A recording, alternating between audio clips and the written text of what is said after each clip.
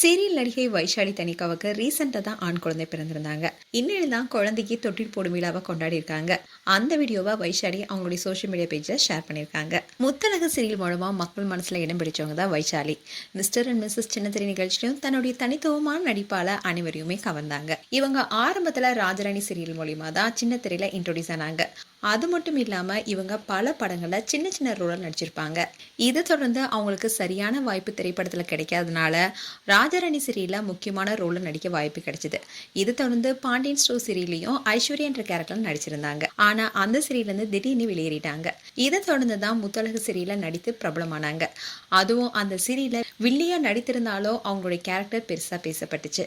And இதை தொடர்ந்து இப்போ ரீசெண்டாக மகாநதி சீரியலில் நடிச்சிருந்தாங்க. அப்படி நடிச்சிட்டு இருக்கும் போது தான் அவங்க திடீர்னு கர்ப்பமானதா இன்ஸ்டாகிராம் பேஜில் ஒரு வீடியோவை ஷேர் பண்ணியிருந்தாங்க. இவங்களுக்கு கடந்த 2021 திரும்ப நடந்தது. 4 வருடம் கழித்து இப்போதான் கர்ப்பமாக இருந்தாங்க. இந்நிலையில் தான் இவங்களுக்கு அழகான ஆண் குழந்தையும் பிறந்தாங்க. இந்நிலையில் தான் இன்னைக்கு குழந்தைய தொட்டில் போடும் விழா கொண்டாடி இருக்காங்க. அதில் குழந்தையோட வீடியோவை ஷேர் பண்ணியிருக்காங்க. அதோட குழந்தைக்கு ஷான் தேவ் என்று பெயர் வச்சிருக்காங்க.